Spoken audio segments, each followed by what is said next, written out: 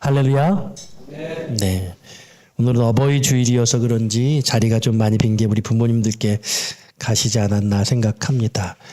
오늘은 우리 자녀들이 꽃을 달아 주셨습니다. 여러분 꽃을 달고 계셔서 그런지 다들 더 멋져 보이십니다. 네, 네. 예. 제가 집사람한테 재미있는 얘기를 들었어요. 여러분 다 부모님 선물 해드리셨어요? 네. 엄마 어버이날인데 뭐 갖고 싶은 거 없어? 돈도 없는데 뭘 사오려고 그래. 아무것도 사오지 마. 필요 없어. 에이 그래도 엄마 반팔티 하나 어때? 반팔티 꽃무늬 큰 거 있는 걸로. 반팔티는 무슨 집에 반팔티만 사오지 마. 그래? 그럼 냄비 하나 사올까? 이렇게 손잡이 붙이는 거 있잖아. 냄비는 무슨 집에 냄비 한두 개면 되지. 됐어 사오지 마. 그래? 그럼 가방 하나 사줄까? 명품으로?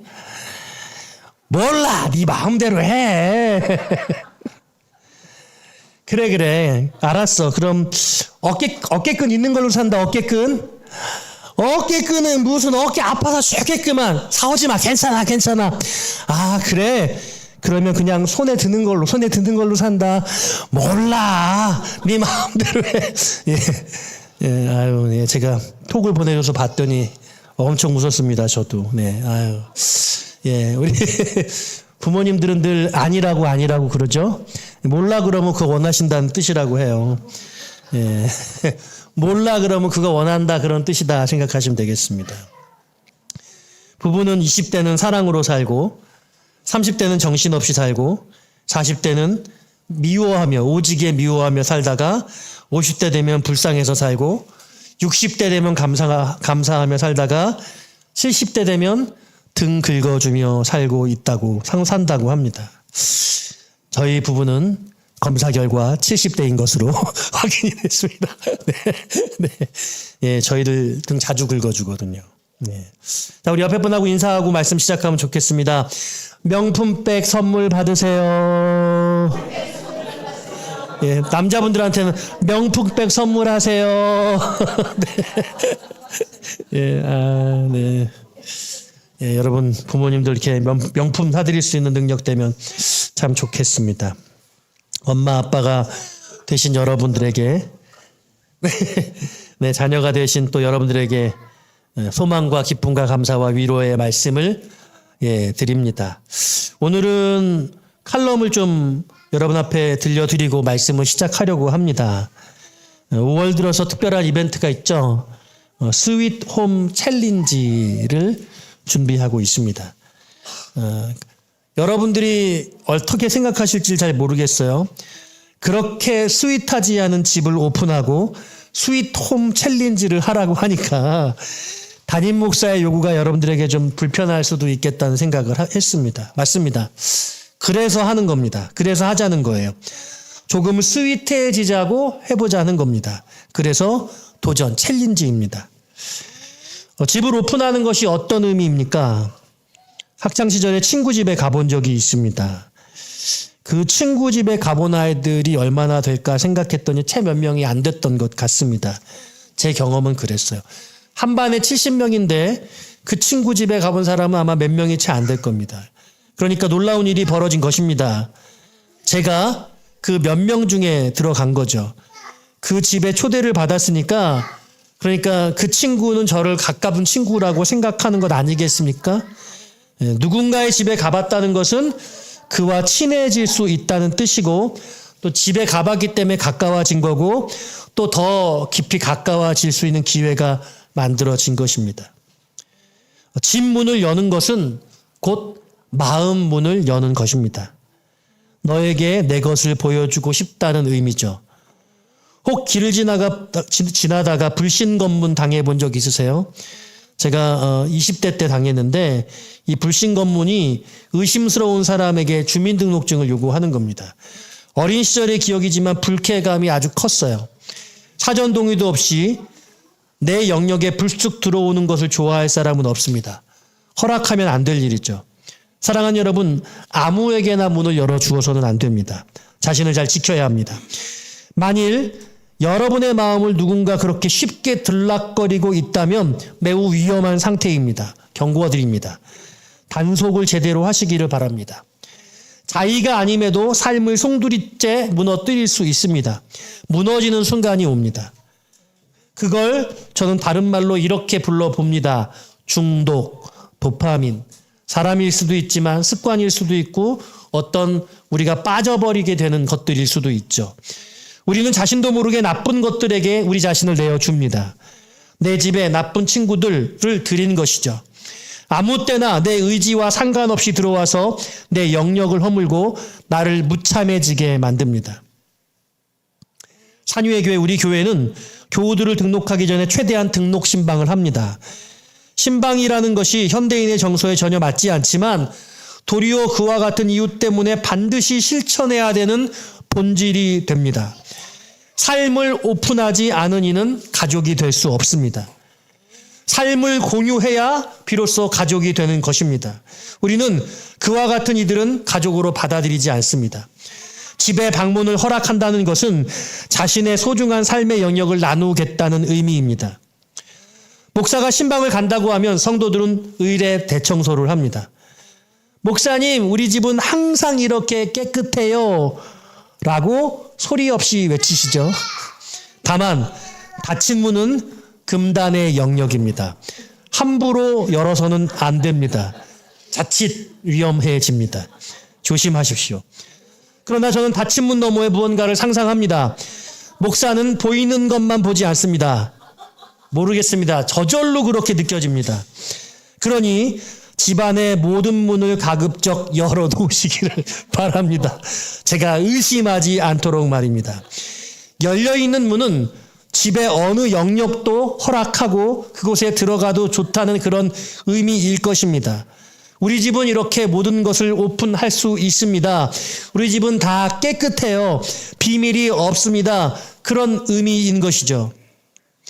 예수님은 종종 천국을 잔칫집에 비유하곤 하셨습니다. 동시에 누군가의 집을 들르시는 것도 좋아하셨죠. 나사로 남매의 집에도 자주 찾으셨고 삭개오에게는 내가 너의 집에 머물겠다고 선언하시기도 했습니다. 사랑하는 여러분, 예수님을 여러분의 마음속에 모시는 것이야말로 일생일대의 사건입니다. 혹 아직도 마음속에 주님을 초대하지 않은 분이 있으십니까? 그렇다면 지금 이 순간 마음문을 열고 주님을 모셔드리시기를 부탁합니다. 분명하게 말씀드릴 수 있습니다. 이 고백은 여러분의 삶을 송두리째 바꾸어 놓는 것입니다. 맛을 봐야 맛을 압니다. 이 놀라운 경험을 여러분들이 꼭 하시고 그 놀라운 감격을 경험하게 되기를 응원하고 축복합니다. 입술로서만 고백하는 것이 아니라 마음으로 주님을 초대하시고 받아들이셔야 하는 것입니다. 예수님을 내 마음속에 모시는 것이야말로 일생일대의 사건인 것입니다. 그런데 예수님은 잠시 머무르시고 떠나시는 분이 아닙니다. 순간의 대청소로 해결되는 것이 아니죠. 불가능합니다. 여러분 안에 늘 계시기 때문에 그렇습니다. 볼 꼴, 못 볼 꼴 다 보고 다 아십니다. 모를 수가 없습니다. 척해봐야 소용이 없습니다. 함께 하시니 그런 것이죠. 여러분의 주님께서 여러분 안에 계시기에 여러분 안에 있는 모든 상태를 다 아시는 것이죠. 내 안에 있는 가식, 가장 깊은 내면의 쓰러기 더미도 다 아시는 겁니다. 그러니 어쩌다 한 번이 아니라 매일매일 나를 바꿔나가고 한 개라도 작은 것이라도 갖고 가야 하는 겁니다. 한번 대청소하고 다시 쓰레기장으로 무너져 가기보다 내 방의 작은 한 부분이라도 차곡차곡 치우고 정돈해 나가서 점점점 깨끗해지고 주님 보시기에 우리 집이, 내 마음의 집이 클린해지는 그런 은혜가 있었으면 좋겠습니다. 예수님은 손님이 아닙니다. 절대 떠나지 않으십니다. 여러분들의 주인이기 때문에 그렇습니다. 이번 스윗 홈 챌린지를 통해 주인 되시는 주님을 여러분들 배워보시기를 바랍니다. 놀랍고 귀한 시간이 될 거예요. 여러분 많이 오픈하시고 우리 많이들 초대하셔서 어른들끼리도 가는 것도 괜찮지 않을까 생각이 들기도 합니다. 우리 산유의 교회의 가장 큰 멋진 우리만의 축제가 될 수 있기를, 그런 출발이 될 수 있기를 기대합니다. 오늘 본문의 내용으로 이제 들어가 보기를 원합니다. 오늘 본문은요, 자녀와 부모와의 관계에 대해서 우리에게 주시는 아주 강력한 메시지입니다. 여러분, 저는 오늘 딱 한 가지의 메시지, 교훈을 준비를 했는데요. 그것은 이것이에요. 부모 노릇이 더 어려울까? 자식 역할이 더 어려울까? 예, 막상. 여러분, 자식 역할이 쉽습니까? 부모 노릇이 쉽습니까? 여러분, 어떻게 생각하세요? 오늘 본문으로 하면 이런 거예요. 1절은 이렇게 말씀해요. 자녀들아, 주 안에서 너희 부모에게 순종하라. 순종하는 것, 부모에게 순종하는 것. 또 4절은 이렇게 말해. 또 아비들아, 너희 자녀를 노엽게 하지 말고 오직 주의 교훈과 훈계로 양육하라. 저는 여기서 키워드는 자녀를 노엽게 하지 말라. 자식이 화나게 하는 상황을 만들지 말라. 쉽게 말하면 자식들의 분노죠. 예. 그러니까 여러분, 예. 자식 입장에서 부모의 말에 순종하는 것이 어려울까요? 부모 입장에서 자식을 분노하지 않게 만드는 것이 더 쉬울까요? 이 두 가지가 부딪혀요. 목사님, 어떻게 자식을 화내지 않고 키울 수가 있습니까? 혹시 나는 우리 아이들한테 한 번도 화낸 적이 없다. 있으십니까? 제가 생각하기엔 그런 분을 제가 못 봤어요. 제가 너무나 사랑하고 훌륭하다고 생각하는 우리 리시온 간사님께 물어봤더니 결코 그럴 수가 없대요. 네. 예, 제가 보니까 그런 사람 없는 것 같아요. 그냥 이런 거죠. 화가 나는데 화를 억누르는 거죠. 예. 그러니까 여러분, 우리 아이들을 우리가 화나게 하잖아요. 왜 화나게 해요? 나도 화가 났기 때문에. 내가 화가 나서 화난 것으로 우리 아이들에게 화를 내면서 막 다그치고 몰아붙이고, 그러니까 그 감정의 선이 높아져서 아이들도 마음속으로 화가 치밀어 오르는 거죠. 예, 그러니까 부모님의 말씀을 우리 아이들이 순종하는 것과 우리가 부모가 돼서 우리 자녀들을 양육할 때 우리 아이들이 화를 내지 않게 하는 것, 둘 다 쉬운 일이 아니에요. 제가 그래서 미션 임파서블이라고 했어요. 미션 임파서블. 불가능한 미션. 영화 보면 그 불가능한 미션을 완성하잖아요. 예, 우리가 그럴 수 있기를 소원합니다. 그래서 부모 노릇과 자식 역할, 어떤 게 더 어려울까? 사실 부모도 자녀도 죄인이에요. 서로에게 너무나 부족한 모습이 많이 있습니다. 그런데 우리는 상대방에게 완벽한 것을 기대합니다. 또 채워줄 수 없는 것들을 요구하기도 해요. 부부지간도 마찬가지입니다. 서로에게 충분하게 채워주기 어렵습니다. 왜냐하면 우린 죄인이고 완벽하지 않으니까. 나도 완벽하지 않은데 상대방한테 완벽을 기대해. 내가 뭐 큰 거 원해? 그런데 큰 거 원하는 거 맞아요. 대단한 거 원하는 거예요. 제가 여러분께 좀 더 디테일하게 말씀드려 볼게요. 어렸을 적에 여러분들의 부모 때문에 화가 났던 기억이 있습니까? 네. 하은이 있어요? 도연이 많을 것 같아, 왠지. 조창호 집사님 있죠? 네, 뭐 제가 알기로는 많은 것으로 아는데. 네, 이광철 집사님. 네. 그런데 다시 물어볼게요. 무슨 일로 그렇게 화가 나셨습니까? 제가요, 저를 돌아봤거든요. 화가 엄청나게 많이 났던 기억이 나요. 막 분노했던 기억이 또렷하게 있어요. 근데 왜 분노했는지 그건 생각이 안 나. 여러분, 시간이 흐르면 감정만 남아요. 만일 시간이 흘렀는데도 그 사건이 정확하게 기억나고 그 사건의 팩트를 여러분들이 간직하고 있다면 여러분, 그건 둘 중에 하나예요. 너무나 놀라워서 기뻐서 행복해서 잊을 수가 없는 절대적 사건이거나 너무나 큰 상처가 돼서 트라우마가 됐을 가능성이 높은 일이에요. 대부분의 경우에는 인생의 트라우마가 그 지점에 있어요.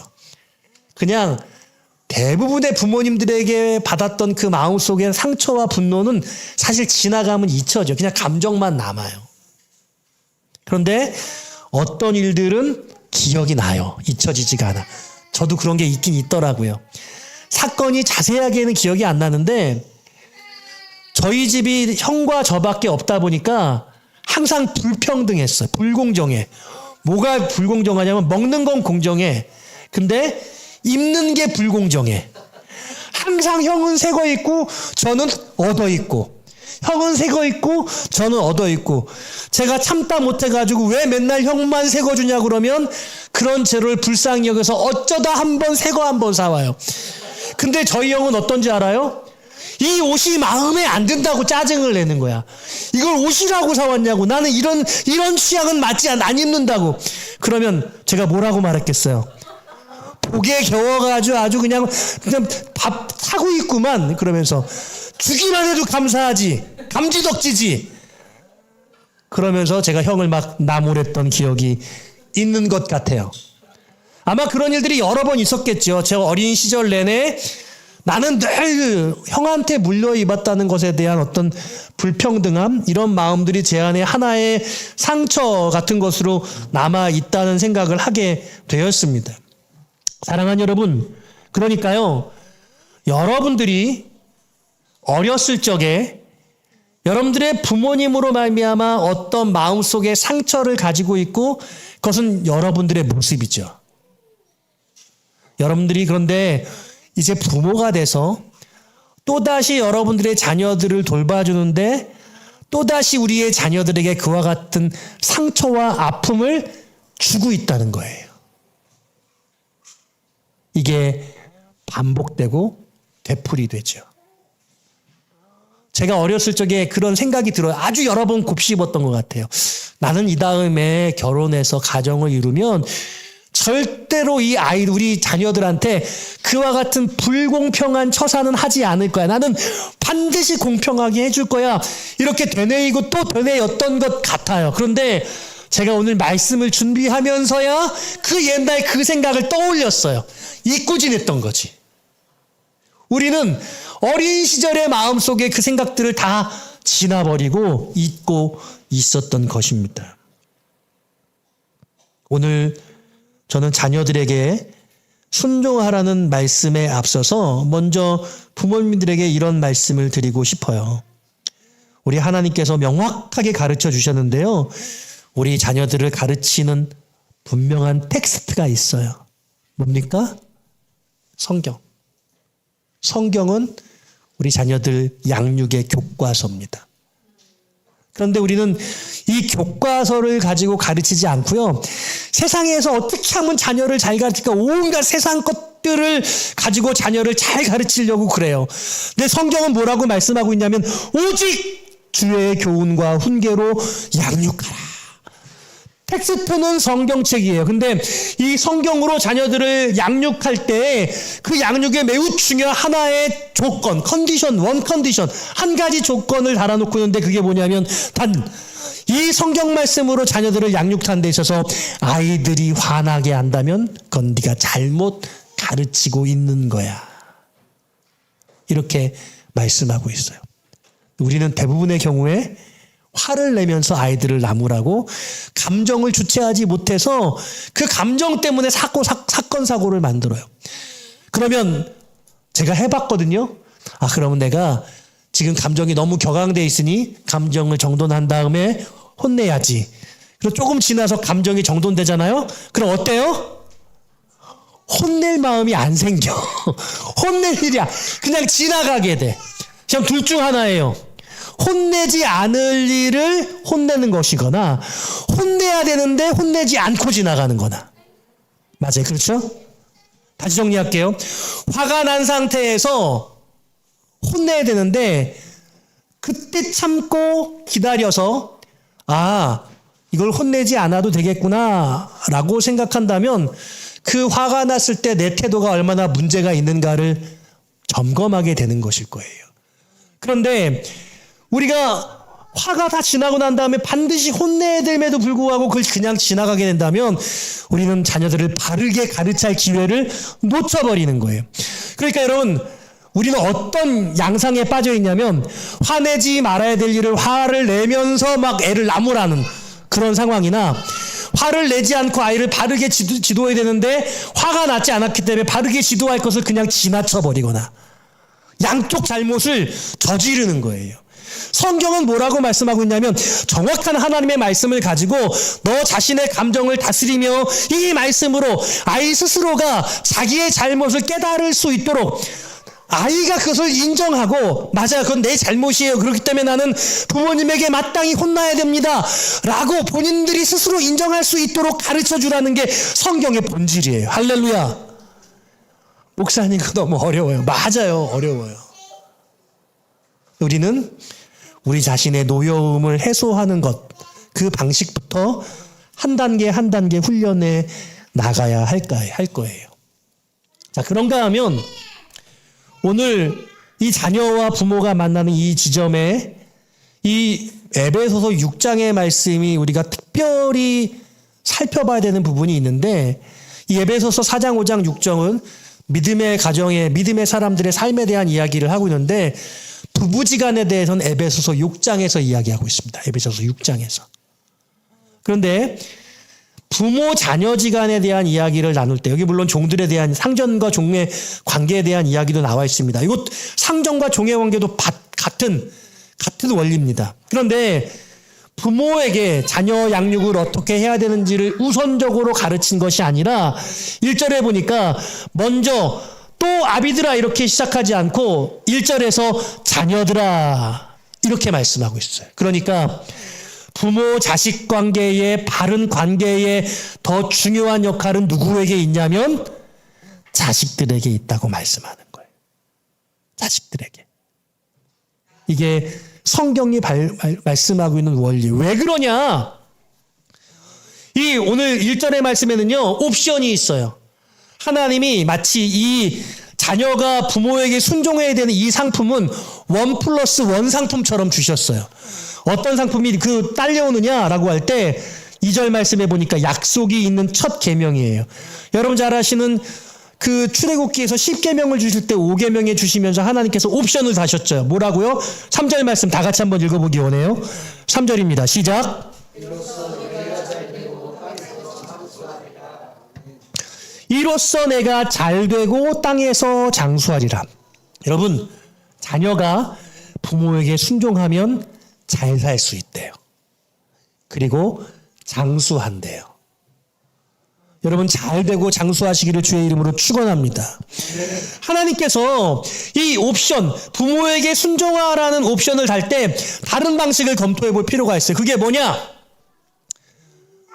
부모에게 순종하라.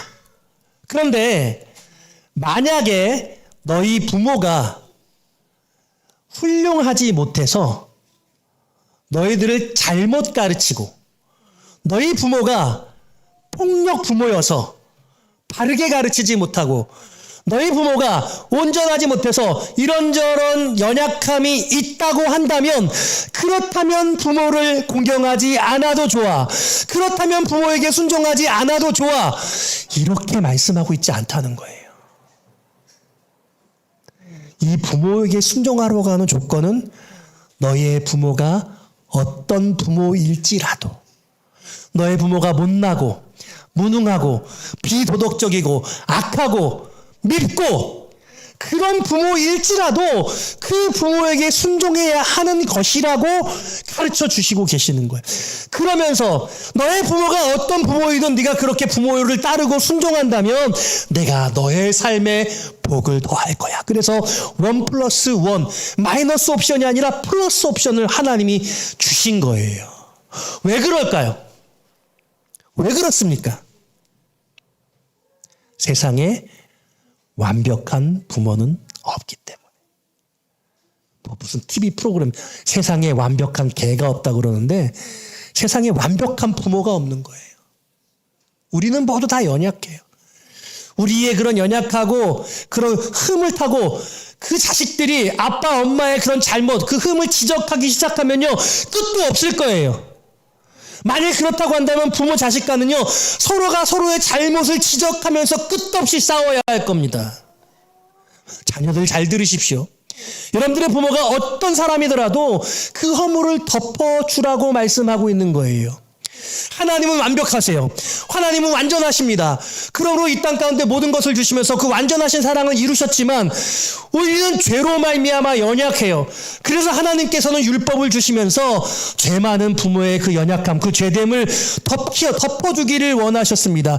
그리고 그 죄를 덮어주는 자가, 허물의 사함을 받은 자가 복이 있나니 그 자녀들도 자녀의 자녀에게 허물의 사함을 받는 거예요. 예수님이 우리를 위해서 십자가에 그 모든 죄를, 피를 흘려서 우리의 허물을 덮어주신 것처럼 우리도 부모님의 허물을 덮어주는 자, 바로 그런 자가 부모의 순종을 이룰 수 있는 거죠. 여러분 이해하세요? 그래서 여러분 이게 어디서 출발하냐면, 내가 죄인이고 나도 부모가 되면 절대로 완전할 수 없기 때문에 나의 부모의 그런 약함, 내 마음속의 미움, 그럼에도 불구하고 내 아버지를 사랑하고 내 어머니를 존경하는 것, 이게 참된 순종의 원리라고 가르치고 계시는 거죠. 말씀 정리해 볼게요. 사랑하는 여러분, 혹시 여러분 부모님 미워하시는 분 계세요? 아버지 어머니 안 만나고 다투고 관계가 회복되지 않아서 너무 힘들어하고. 여러분 잘 들으세요. 그럼 여러분들의 자녀들하고 여러분의 관계도 그럴 거예요. 이 너무 무서운 얘기예요. 그러므로 여러분 정말 뜨거운 마음을 가지고 지금 부모님 살아계시다면 그 관계를 회복하세요. 내가 미워했던, 내 마음속에 지워지지 않았던 그것을 예수님이 십자가에 여러분들의 죄를 용서하셨던 그 용서로 용서해 주세요. 부모님을 사랑해 주세요. 여러분 안에 진정한 치유가 일어나야 돼요. 과거의 상처가 지워져야 됩니다. 이제는 그것 때문에 아프지 않아야 돼요. 그걸 고백할 수 있어야 돼요. 그 문제를 해결할 수 있다고 한다면 여러분들은 비로소 멋진 하나님의 사랑을 실천하고 그 사랑을 덧입은 은혜를 소유한 자가 되는 것이죠. 오늘 말씀의 제목이 뭐예요? 옳은 자녀. 그래서 우리 부모가 너무 연약하기 때문에 우리 부모가 어떠함은 중요하지 않고, 부모가 어떠할지라도 그 연약한 부모를 순종하고 공경하는 것, 그게 뭐라고요? 옳다고요. 그게 옳은 일이라고. 그래서 주 안에서 너희 부모에게 순종하라. 이것이 옳으니라. 이것이 옳으니라. 오늘 이 말씀 들은 저와 여러분 다 옳은 자녀, 나는 부족한 부모이지만 그 부족한 부모를 끝없이 순종하고 사랑하는 옳은 자녀 되시기를 주님의 이름으로 축원드립니다.